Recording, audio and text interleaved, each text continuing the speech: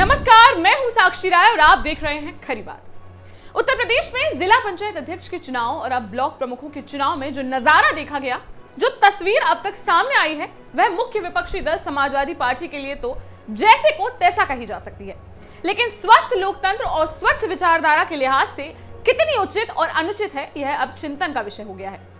हो सकता है मेरी इस रिपोर्ट से या इस चर्चा से कुछ लोग सहमत ना हो, किसी को बुरा लगे, कोई मुझसे भी नाराज हो जाए, मुझे सरकार विरोधी कहे या अपनी राह में कांटा समझे, पर जो मुझे दिखेगा, जो मैं महसूस करूंगी और जो आम जन के बीच चर्चा होगी, वह मैं आपके बीच में रखूंगी जरूर।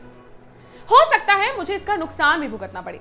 कई पत्रकार, कई विचारक, कई लेखक अपनी अभिव्यक्ति और खबरों को लेकर सरकार के निशाने पर आए हैं। उनको इसकी बड़ी कीमत भी चुकानी पड़ी है। मैं तो अभी एक छात्रा ही हूं, फिर भी मुझे जो दिख रहा है वही मैं सबके सामने ला रही हूं। उत्तर प्रदेश में जिला पंचायत सदस्यों और क्षेत्र पंचायत चुनाव के परिणाम 2 मई को आए थे। इन परिणामों में जिस प्रकार की सफलता सत्ताधारी दल भाजपा अपेक्षित मानकर चल रही थी, वह नहीं मिली। जितने व्यवस्थित तरीके से भारतीय जनता पार्टी ने जिला पंचायत सदस्यों का चुनाव लड़ा था, सेक्टर स्तर से प्रत्याशी का चयन करने हेतु सेक्टर, वार्ड, निर्वाचन क्षेत्र, विधानसभा एवं जिला स्तर पर चुनाव संयोजक और चुनाव प्रभारी बनाए गए थे। जातिगत आंकड़ों और चुनाव जीतने की संभावना को ध्यान में रखते हुए जनप्रतिनिधियों की पसंद से टिकट दिए गए थे। चुनाव के पहले देश में केंद्र सरकार और प्रदेश सरकार की नीतियों, सरकार द्वारा चलाई जा रही लाभकारी योजनाओं का प्रचार प्रसार भी किया गया था। सम्मेलन आयोजित किए गए थे। मंत्रियों से लेकर सांसद, विधायक और संगठन के पदाधिकारियों और बड़े नेताओं ने गांव-गांव जाकर प्रवास किया था। इसके बावजूद बिना किसी मजबूत चुनाव प्रबंधन के चुनाव लड़ी समाजवादी पार्टी के प्रत्याशी सत्ताधारी दल से भी ज्यादा संख्या में चुनाव जीत कर आए। इस अप्रत्याशित चुनाव परिणाम को भाजपा ने अपने लिए तो खतरे की घंटी माना ही, विपक्षी दलों ने भी यह प्रचार किया कि पंचायत चुनाव ही विधानसभा चुनाव 2022 का सेमीफाइनल था और इसमें भाजपा बुरी तरह हारी है। इससे यह समझ लेना चाहिए कि 2022 में उत्तर प्रदेश से भाजपा की विदाई होने वाली है। शायद यही कारण है कि इन चुनाव परिणामों के बाद भाजपा खेमे में नीचे से ऊपर तक खलबली दिखाई दी। बूथ स्तर के, ग्राम के, विधानसभा के और जिले के पदाधिकारियों, पूर्व पदाधिकारियों और कार्यकर्ताओं ने एक दूसरे पर दोषारोपण करना शुरू कर दिया। जिसको टिकट मिला था उसका आरोप था कि पार्टी के अन्य लोगों ने उसका विरोध किया, और जिसे टिकट नहीं मिला था उनका आरोप था कि टिकट ही गलत दिए गए, इसलिए भाजपा चुनाव हारी है। जनप्रतिनिधियों, सांसदों, विधायकों पर टिकट वितरण में अपने चहेतों को टिकट दिलाने के लिए मनमानी के आरोप लगे, तो जिला संगठन और प्रभारियों पर बड़े स्तर पर मैनेजमेंट कर टिकट बेचने के भी आरोप लगे। यह तो रही जिले स्तर की बात। प्रदेश स्तर पर भारतीय जनता पार्टी के संगठन में कई लोगों द्वारा इस हार को मुख्यमंत्री योगी आदित्यनाथ की व्यक्तिगत हार बताया। इस चुनाव की समीक्षा और योगी आदित्यनाथ की घटती लोकप्रियता की अटकलों के बीच भारतीय जनता पार्टी की कई बैठकें हुई, जिसमें योगी आदित्यनाथ ने संगठन और संघ को भरोसा दिलाया कि पूरे जिला पंचायत चुनाव में संगठन द्वारा उनसे किसी भी प्रकार का सहयोग नहीं मांगा गया। योगी जी के पक्ष से यह भी कहा गया कि पंचायत चुनाव में सदस्यों के परिणामों से बहुत बड़ा फर्क पड़ने वाला नहीं है। अगर नेतृत्व चाहता है तो ऐसी व्यू रचना की जाएगी कि लगभग 90% जिला पंचायत अध्यक्ष और ब्लॉक प्रमुख भारतीय जनता पार्टी के बनेंगे। यह भी कहा गया कि 2022 के विधानसभा चुनाव में सफलता की गारंटी वह लेते हैं, लेकिन सरकार में किसी भी स्तर के फेरबदल का खाका योगी जी की मर्जी के बिना नहीं खींचा जाएगा, तभी अपेक्षित परिणाम सामने आएंगे। बस फिर क्या था? योगी सरकार के रणनीतिकारों ने अपनी मजबूत सरकार और अपनी लोकप्रियता को साबित करने की मंशा से भारतीय जनता पार्टी की स्वच्छ और निष्पक्ष राजनीति के इतिहास को दागदार करने की ओर कदम बढ़ा दिए। 2017 के बाद भारतीय जनता पार्टी की सरकार और योगी आदित्यनाथ के मुख्यमंत्री बनते ही अपराधियों और गुंडों के ऊपर जिस तरह नकेल कसी गई, 2021 के जिला पंचायत अध्यक्ष और ब्लॉक प्रमुख चुनाव में भारतीय जनता पार्टी की सरकार और योगी आदित्यनाथ का साफ, स्वच्छ और सदाचार का पर्दा भी अब धूमिल होते दिख रहा है। जिला पंचायत अध्यक्ष के चुनाव की बात करें तो प्रदेश में लगभग 2 दर्जन जिले ऐसे थे जहां बहुमत के आधार पर और जोड़ तोड़ के आधार पर भारतीय जनता पार्टी के जिला पंचायत अध्यक्ष बनते दिख रहे थे। सरकार के सहयोग और सरकारी मशीनरी के इस्तेमाल से कुछ और जिला पंचायत अध्यक्ष बनाए जा सकते थे, लेकिन यह संख्या 35-40 से अधिक नहीं पहुंचती। लेकिन बार बार विपक्षी दलों की ओर से और मीडिया सहित लोगों द्वारा यही कहा जा रहा था कि पंचायत चुनाव विधानसभा चुनाव के सेमीफाइनल के रूप में है। इनमें सफलता ही विधानसभा चुनाव में भाजपा की नैया पार लगा सकती है। शायद इसीलिए भाजपा ने इसके लिए जो रोड मैप तैयार किया उसमें पंडित दीनदयाल उपाध्याय और डॉक्टर श्यामा प्रसाद मुखर्जी के आदर्शों और उनके बताए रास्ते पर चलकर तो यह सेमीफाइनल जीत पाना संभव नहीं था। शायद इसीलिए साफ सुथरे कहे जाने वाले और स्वस्थ लोकतंत्र में विश्वास रखने वाले देश और विश्व की सबसे बड़ी राजनीतिक पार्टी भारतीय जनता पार्टी ने वर्ष 2010 की मायावती सरकार और 2005 की मुलायम सिंह यादव सरकार और 2015 की अखिलेश सरकार में हुए पंचायत चुनाव के पन्नों को पलटा। क्या क्या हथकंडे उन चुनावों में सपा बसपा ने इस्तेमाल किए थे, उस पर पूरा होमवर्क किया गया। चूंकि उस समय की मीडिया की पहुंच इतनी अंदर तक नहीं थी, लेकिन वर्तमान समय की मीडिया और सोशल मीडिया की नजर और पहुंच के चलते कुछ और नए तरीके इजाद किए गए। सरकारी मशीनरी के और अच्छे इस्तेमाल की योजना तैयार की गई और फिर जिस तरह की रणनीति सामने आई उसमें वह भी जिले भाजपा की गिरफ्त में आ गए जिनमें या तो विपक्षी दलों के जिला पंचायत अध्यक्ष बनना तय थे या विपक्षी दल कड़े मुकाबले में थे। कुछ जगह तो विपक्ष के प्रत्याशी ही सत्ता के सामने नतमस्तक हो गए और कई जिलों में प्रत्याशी हो या जिला पंचायत सदस्य अपनी व्यापारिक या पारिवारिक मजबूरियां या बुलडोजर और वर्दी की धमक के चलते खुद ही मैदान छोड़ते दिखाई दिए। जो नहीं माने वह नामांकन स्थल पर भाजपा की मजबूत व्यू रचना को भेद कर पर्चा लेकर अंदर ही नहीं घुस पाए। जो घुस पाए उनके कागज सही नहीं हो पाए और जिनके सही भी हो पाए वह नामांकन वापसी तक सत्ता की तेज लहरों और उफान के आगे टिक नहीं पाए। परिणाम आपके सामने है। जिला पंचायत अध्यक्ष चुनाव में भाजपा को 90% से भी अधिक सफलता मिली है और ब्लॉक प्रमुख के चुनाव में भी ऐसी ही सफलता की उम्मीद की जा सकती है। कई सदस्यों के नामांकन स्थल के गेट पर ही पर्चे छीन लिए गए, कई महिलाओं से बदसलूकी की गई, कई प्रत्याशियों और प्रस्तावकों को नामांकन स्थल से दौड़ाया गया। इसका उदाहरण भी आप सबके सामने है। लखीमपुर खीरी में नामांकन स्थल के बाहर एक महिला प्रस्तावक के कपड़े तक फाड़ दिए। और भी कई उदाहरण हैं जो हमारे करीब के ही हैं। तालबेहट, चिरगांव और बड़ा गांव में विपक्षियों को पर्चा भरने के लिए काफी संघर्ष करना पड़ा। पुलिस बल ने सफाइयों के ऊपर लाठी चार्ज तक कर दिया। ब्लॉक प्रमुखों के चुनाव के लिए नामांकन प्रक्रिया पूरी हो चुकी है। जिस तरह से चुनाव कार्यक्रम घोषित हुआ और 3 दिनों में ही नामांकन, नाम वापसी और मतदान, मतगणना करने की पूरी प्रक्रिया संपन्न हो रही है, शायद उत्तर प्रदेश के पंचायती राज के इतिहास में यह पहला अवसर है।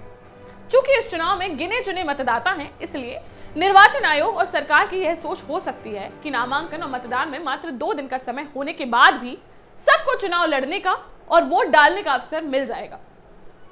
हो सकता है पूरे प्रदेश में संभव भी हो सके, लेकिन उत्तर प्रदेश के पिछड़े भूभाग बुंदेलखंड में स्थिति अलग रहती है।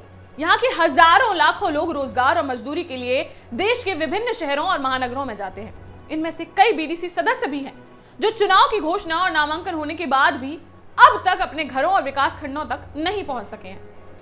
भारतीय जनता पार्टी ने बहुत ही व्यवस्थित तरीके से कई दिनों की जिले स्तर पर मैराथन बैठकों और कोर कमेटी के फैसलों के बाद प्रत्याशी घोषित किए, लेकिन जल्दबाजी में जारी की गई चुनाव की अधिसूचना और एक एक टिकट का निर्णय प्रदेश स्तर से होने के कारण ज्यादातर जिलों में प्रत्याशियों की सूची नामांकन के एक दिन पहले ही घोषित हो सकी है। इससे भाजपा खेमे में भी बदहवासी और हड़बड़ाहट का नजारा देखा गया। पार्टी के ही कई प्रत्याशियों ने पर्चे खरीदे और टिकट ना मिलने के बाद भी भरे। अब भाजपा के जनप्रतिनिधि और पदाधिकारी इन प्रत्याशियों को मनाने में लगे हैं, लेकिन इससे सत्ताधारी दल को लाभ भी हुआ है। विपक्ष भी ना अपने प्रत्याशियों को तैयार कर पाया और ना ही सत्ता और सरकारी मशीनरी द्वारा खड़ी की गई दीवारों को भेद कर नामांकन दाखिल करने की योजना बना पाया है। जिन ब्लॉकों में विपक्ष मुख्य रूप से समाजवादी पार्टी के प्रत्याशी मजबूत थे या चुनाव लड़ना चाहते थे, उन्हें भी कई दीवारों से टकराना पड़ा। कुछ प्रत्याशी इन दीवारों को भेद कर नामांकन स्थल तक पहुंच भी गए, तो कुछ को बाहर से ही लौटना पड़ा और कुछ तो घर से ही नहीं निकल पाए। समाजवादी पार्टी ने इन चुनाव में जो नजारा देखा, उन्हें बिल्कुल भी इसकी उम्मीद नहीं थी। उन्हें शायद यह एहसास नहीं था कि इतिहास अपने को दोहराता है और जो किया है वह सबके सामने आता है। पिछली सपा सरकारों में जो कुछ भी हुआ था, उससे एक कदम आगे बढ़कर वर्तमान सरकार में होगा, इसको लेकर अब समाजवादी पार्टी हाय तौबा मचा रही है। उनका कहना कुछ हद तक सही भी है। यह तो सीधी सीधी बेईमानी है। अगर चुनाव ही नहीं कराना था तो सरकार ब्लॉक प्रमुख और जिला पंचायत अध्यक्ष सीधे मनोनीत कर देती। सपा के इन नेताओं ने शायद भारतीय जनता पार्टी के साफ सुथरे चेहरे और स्वतंत्र लोकतंत्र और निष्पक्ष प्रशासन के नारों वाली सरकार से निष्पक्षता की उम्मीद पाल रखी थी। उन्होंने शायद पंडित दीनदयाल उपाध्याय और डॉक्टर श्यामा प्रसाद मुखर्जी के आदर्शों और उनके रास्तों को पढ़ा तो नहीं होगा, लेकिन भाजपाइयों के लगातार बोलते रहने के बाद कुछ आदर्शों और नीतियों के शब्द उनके कानों तक पहुंचे होंगे और उन्हें उम्मीद रही होगी कि आम जन के बीच अपने को सपा, बसपा और कांग्रेस जैसी अलोकतांत्रिक पार्टियों से अलग बताने वाली और दीनदयाल उपाध्याय और डॉक्टर मुखर्जी के आदर्शों पर चलने वाली भारतीय जनता पार्टी के राज में उन्हें सब कुछ साफ सुथरा और निष्पक्ष ही मिलेगा। अब इसमें गलती किसकी माने? विपक्षी दलों की, जिन्होंने अपने राज में सब कुछ किया लेकिन भाजपा को साफ सुथरा और स्वस्थ लोकतंत्र का प्रहरी मानते हुए निष्पक्षता की उम्मीद पाली कि जनता ने उन्हें बहुमत दिया है, इसलिए सदस्यों की संख्या के बल पर वह अपने जिला पंचायत अध्यक्ष और ब्लॉक प्रमुख बना लेंगे। या फिर गलती माने भारतीय जनता पार्टी की, जिन्होंने बरसों से कार्यकर्ताओं को और आम जन को यही बताया कि सपा, बसपा और कांग्रेस की अलोकतांत्रिक और मनमानी नीतियों से भाजपा का विरोध है। भाजपा डॉक्टर मुखर्जी और पंडित दीनदयाल उपाध्याय के रास्ते पर चलकर समाज के अंतिम पायदान पर बैठे व्यक्ति के चेहरे पर मुस्कान लाना चाहती है, चाहे वह व्यक्ति किसी भी दल का हो, किसी भी वर्ग का हो या किसी भी जाति का हो। या फिर हो सकता है कि देश के चमत्कारिक और जनप्रिय प्रधानमंत्री नरेंद्र मोदी के नेतृत्व वाली केंद्र सरकार और स्वच्छ और निष्पक्ष मुख्यमंत्री योगी आदित्यनाथ के नेतृत्व वाली प्रदेश सरकार की जन कल्याणकारी नीतियों और स्वच्छ और साफ सुथरे प्रशासन के बल पर बहुमत हासिल करने का दावा करने वाली भाजपा उत्तर प्रदेश विधानसभा के आगामी चुनाव के सेमीफाइनल पंचायत चुनाव में ही मिली पराजय से घबराकर उन्होंने अपना रास्ता बदल लिया हो। नामांकन की प्रक्रिया पूर्ण हो चुकी है। ज्यादातर जगहों पर भारतीय जनता पार्टी के प्रत्याशी निर्विरोध ब्लॉक प्रमुख निर्वाचित हुए हैं। जहां चुनाव होगा वहां भी बहुमत के बावजूद विपक्ष के प्रत्याशी अपने ब्लॉक प्रमुख बना पाएंगे, इसकी ज्यादा उम्मीद नहीं की जानी चाहिए, क्योंकि रातों रात जिस तरह से विपक्ष के प्रत्याशियों या उनके परिजनों के खिलाफ आपराधिक मुकदमे दर्ज किए जा रहे हैं और फिर प्रत्याशियों के बाद समर्थकों और बीडीसी सदस्यों का भी नंबर आ रहा है, उससे कई प्रत्याशियों के खुद ही मैदान छोड़ देने या फिर डर डर कर चुनाव लड़ने की स्थिति बनेगी। और शायद यही भारतीय जनता पार्टी की रणनीति होगी कि या तो विपक्ष के प्रत्याशी स्वयं मैदान छोड़ दें या फिर उनके खुद के और समर्थक सदस्यों के वोट ही नहीं डल पाए। अब इसमें समाजवादी पार्टी या अन्य पक्ष द्वारा करुण क्रंदन करने, चिल्लाने या सत्ताधारी दल पर और सरकारी मशीनरी पर आरोप लगाने का कोई मतलब, कोई औचित्य नहीं है। भारतीय जनता पार्टी भी वह कर रही है जो उसने देखा था और जो करने की फिलहाल उसे जरूरत भी है। आखिर 2022 के विधानसभा चुनाव में भी तो उन्हें जाना है। उन कार्यकर्ताओं को भी उत्साह से भरना है जो लगातार यह मांग करते आ रहे हैं कि भाजपा का यह स्वच्छ और निष्पक्ष चेहरा आगामी चुनाव में पार्टी की लुटिया तो बोलेगा। शायद यही कारण है कि भाजपा अब चाहे जैसे भी हो अपने कार्यकर्ताओं को, और कार्यकर्ता जीतने की स्थिति में ना हो तो किसी भी दल के सदस्य को भाजपा का झंडा पकड़ाकर जिला पंचायत अध्यक्ष और ब्लॉक प्रमुख के पद पर बिठाने के लिए एड़ी चोटी का जोर लगा रही है और बड़े पैमाने पर इसमें सफल भी हो रही है। यह बात अलग है कि भाजपा का और संघ का एक बड़ा खेमा जिला पंचायत और ब्लॉक प्रमुख चुनाव में मारपीट, पकड़ा धकड़ी, मुकदमेबाजी और तरह तरह के अलोकतांत्रिक कदमों से मायूस है। शायद उन्हें अपनी ही पार्टी से इस तरह के प्रदर्शन की उम्मीद नहीं रही होगी। अगर बात करें सरकारी मशीनरी की, तो भले ही उसे सबसे ताकतवर कहा जाता हो, लेकिन आम जन की नजरों में उन्हें निरीह ही माना जाएगा, जो सरकारों के इशारों पर ही यस सर और नो सर कहने को मजबूर रहते हैं। संविधान, नियम, कानून तो उन्होंने बहुत पढ़ा है और यही पढ़कर वे यहां तक पहुंचे हैं, लेकिन अब तक सपा बसपा की सरकारों के इशारों पर यस सर नहीं कहने का खामियाजा वह भुगत चुके हैं। इनमें से भी कई अपवाद हैं जिन्होंने नो सर कहने का साहस किया और उसका परिणाम भी भुगता, लेकिन वह अपने इरादों से डिगे नहीं। फिलहाल जिला पंचायत अध्यक्ष के चुनाव में लगभग क्लीन स्वीप करने के बाद भारतीय जनता पार्टी ब्लॉक प्रमुख के चुनाव में भी काफी हद तक सफलता की ओर बढ़ रही है। इसके लिए रास्ते जो भी अपनाए गए हों, लेकिन सफलता से कार्यकर्ता भी खुश हैं, नेता भी खुश हैं, सांसद, विधायकों और संगठन को भी अब विश्वास है कि उत्तर प्रदेश में अब भारतीय जनता पार्टी की लहर तेज हो चली है। यही कारण है कि जिला पंचायत अध्यक्ष और ब्लॉक प्रमुख के चुनाव में जितनी सफलता की उम्मीद खुद भारतीय जनता पार्टी को नहीं थी, उससे ज्यादा सफल परिणामों के आंकड़े आ रहे हैं।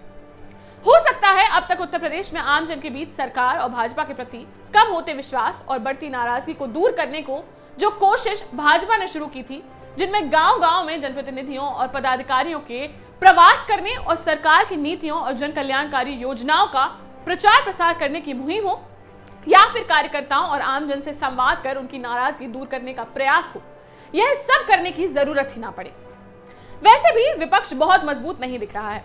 बहुजन समाज पार्टी पहले ही जिला पंचायत अध्यक्ष के चुनाव से हटने की घोषणा कर चुकी है। इसका कारण जो भी बसपा नेतृत्व बता रहा हो, लेकिन बसपा के कार्यकर्ताओं और आमजन को यह भी पता है कि जब जिला पंचायत सदस्यों के टिकट वितरण में चाहे आरक्षित सीट हो या अनारक्षित, टिकट कार्यकर्ता ने मांगा हो या किसी अन्य ने, सभी दावेदारों से टिकट के एवज में लाखों रुपए आर्थिक सहयोग लिए जाने के बाद ही टिकट दिए गए थे। ऐसे में चुनाव जीतने के बाद बसपा के उन जिला पंचायत सदस्यों की प्राथमिकता अपना अध्यक्ष बनाने की होगी या फिर अपने द्वारा चुनाव में खर्च किए गए पैसे को वसूलने की। शायद यही कारण है कि बसपा के ज्यादातर जिला पंचायत सदस्य सेटिंग गेटिंग के तहत अन्य दलों के प्रत्याशियों के साथ चुनाव परिणाम आने के बाद ही दिखना शुरू हो गए थे। समाजवादी पार्टी की बात करें तो उन पर भी अपनी सरकारों में चुनाव में मनमानी करने और सरकारी मशीनरी का दुरुपयोग कर बलपूर्वक अन्य प्रत्याशियों को खदेड़ कर अपने लोगों को अध्यक्ष या ब्लॉक प्रमुख बना लेने के आरोप लगते रहे हैं। एक आरोप यह भी लगता है कि अध्यक्ष, जिला पंचायत या ब्लॉक प्रमुखों के पदों पर समाजवादी पार्टी एक ही जाति के व्यक्तियों को लड़ाती है और जिताती है।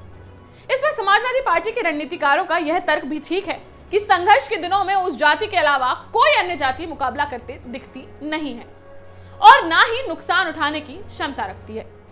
समाजवादी पार्टी की इस बात में दम भी नजर आता है। लेकिन अगर उनसे पूछा जाए कि जब समाजवादी पार्टी की प्रदेश में सरकार होती है तो ना तो नुकसान उठाने की बात होती है और ना मुकाबला करने की हिम्मत की जरूरत होती है। ऐसे में अन्य जातियों के वह लोग जो समाजवादी पार्टी की सरकार बनाने में अहम भूमिका अदा करते हैं, उनको कितनी भागीदारी जिला पंचायत अध्यक्ष और ब्लॉक प्रमुख के चुनाव में पार्टी द्वारा दी जाती है या दी गई है, शायद इससे समाजवादी पार्टी के उन दावों की सच्चाई भी सामने आ जाएगी। पंचायत चुनाव के परिणाम को लेकर चल रही चर्चाओं के बीच राजनीतिक विश्लेषक पिछले 3 बार के पंचायत चुनाव के परिणाम और उसके बाद होने वाले विधानसभा चुनाव के परिणाम की बात करते हैं तो उनका दावा है कि जिन जिन सरकारों ने पंचायत चुनाव में मनमानी की, सरकारी मशीनरी का दुरुपयोग किया और बड़ी संख्या में अपनी ब्लॉक प्रमुख और जिला पंचायत अध्यक्ष बनाकर यह सोचा कि अब विधानसभा के चुनाव के लिए उनकी स्थिति बहुत मजबूत हो गई है, उन दलों को कुछ ही समय बाद हुए विधानसभा चुनाव में मुंह की खानी पड़ी है और वह सत्ता से बाहर हो गए हैं। अब जिला पंचायत अध्यक्ष और ब्लॉक प्रमुखों के चुनाव में जो भी घटनाक्रम, उठापटक और जोड़ तोड़ चला है, वह तो पूरे प्रदेश ने देखा है। जनता में किस पार्टी की क्या छवि बनी है, यह तो आने वाले विधानसभा चुनाव में ही स्पष्ट हो पाएगी। फिलहाल इस खबर में बस इतना ही। अन्य सारी बड़ी खबरों के लिए और अपडेट्स के लिए बने रहिए हमारे साथ। चैनल को सब्सक्राइब करना और बेल आइकॉन को दबाना बिल्कुल ना भूलें ताकि हमारी हर वीडियो हो आपके सामने। देखते रहिए खरी बात साक्षी राय के साथ। नमस्कार।